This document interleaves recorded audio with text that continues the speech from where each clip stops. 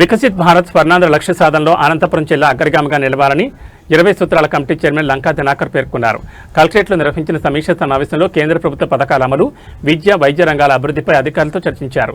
జాతీయ ఆరోగ్య mission, Jal Jeevan mission, Amrut, PM Suryaghar వంటి పథకాలను సమర్థవంతంగా అమలు చేయాలని సూచించారు.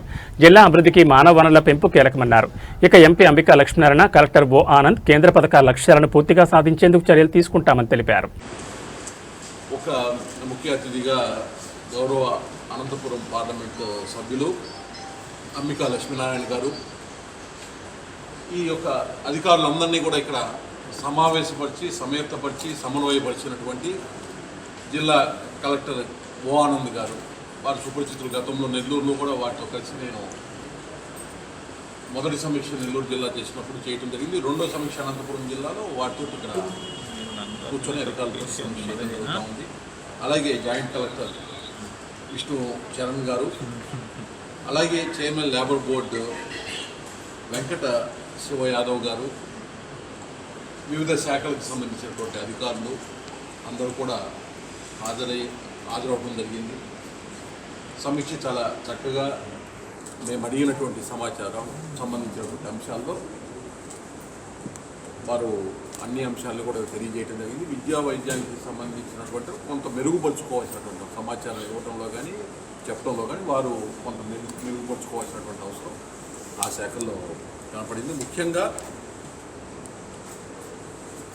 విద్య వైద్యం ద్వారా స్వర్ణాంధ్ర లక్ష్య సాధనలో వికసిత భారత్లో ఏదైతే ప్రధానమంత్రి నరేంద్ర మోడీ గారి సంకల్పం వికసిత భారత్, ముఖ్యమంత్రి చంద్రబాబు నాయుడు గారి ధ్యేయం స్వర్ణాంధ్ర సాధించాలన్నా, స్వర్ణాంధ్రని వికసిత భారత్లో భాగస్వామ్యం చేయాలన్నా కానీ విద్య వైద్యం అనేటటువంటి రెండు రంగాల్లో అగ్రగామిగా జిల్లా నిలబడినప్పుడు మాత్రమే ప్రతి జిల్లా నిలబడాలి. అందులో అనంతపురం లాంటి జిల్లా స్వర్ణాంధ్రలో భాగస్వామ్యం వికసిత భారత్కు బాటలు వేసేటటువంటి విధంగా కార్యాచరణ ఉండాలి అనేటటువంటిది అగ్రగంగా నిలవడానికి ఆ స్ఫూర్తితో ఈ సమీక్షని నిర్వహించడం జరిగింది.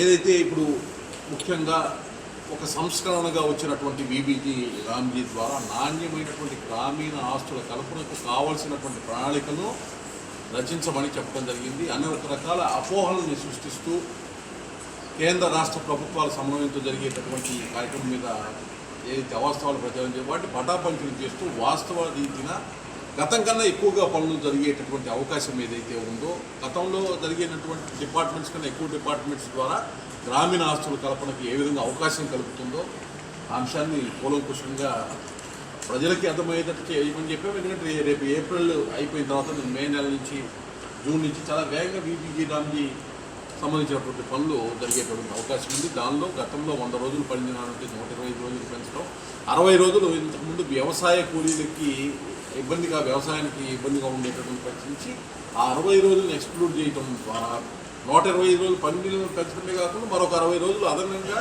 పని చేసుకునే వెసులుబాటు, 185 రోజులు కూలీలు పనిచేసుకునే వెసులుబాటు ఈ చట్టం ద్వారా కలుగుతుంది. నేరుగా 125 రోజులు విబిజి రామ్జీ ద్వారా అవకాశం కలుగుతూ ఉంది. అలాగే చట్టబద్ధత, ఉపాధి హామీలో ఉన్న చట్టబద్ధత ఏదైతే ఉందో ఆ చట్టబద్ధత కొనసాగుతూ ఉంది అనేటటువంటి స్పష్టత ఇవ్వడం జరిగింది. బడ్జెట్ కూడా 60% కేంద్ర ప్రభుత్వం అన్నప్పుడు 60%కి కుదిర్చేస్తారా ఈ బడ్జెట్ని గతంలో ఇచ్చేటప్పుడు అనేటటువంటి ఒక అపోహ ఉండేది. ఇవాళ 86,000 కోట్లు 2025-26 ఆర్థిక సంవత్సరానికి కేంద్ర ప్రభుత్వం ఉపాధి హామీ కింద బడ్జెట్ పెడితే ఇవాళ 60%కి 96,000 కోట్లు పెట్టడం జరిగింది విబిజి రామ్జీకి. రాష్ట్ర ప్రభుత్వాలకు సంబంధించిన 40% కూడా ఏడైతే 1,60,000 కోట్ల పైచీలకు పనులు గ్రామీణ ప్రాంతాల్లో జరిగే అవకాశం, ఇంతకుముందు 86,000 కోట్లకి జరిగేటటువంటి అవకాశం. అంటే కేంద్ర ప్రభుత్వం తను చెప్పినటువంటి 60%కి బడ్జెట్ కుదించకుండా 60%కి సహేతుకంగా గతంలో ఉన్నదానికి ఎంత బడ్జెట్ పెంచాలో పెంచి పెట్టినటువంటి పరిస్థితి. విబిజి రామ్జీ మీద స్పష్టమైనటువంటి మార్గదర్శకాలు కూడా అధికారులు చూడడం జరిగింది. అలాగే ప్రతిష్టాత్మకంగా 4 జిల్లాల్లో పీఎం ధనధాన్య కృషి యోజన అమలు అవుతుంది. అందులో అనంతపురం జిల్లా కూడా కేంద్ర ప్రభుత్వం తీసుకోవడం జరిగింది. సంవత్సరానికి 100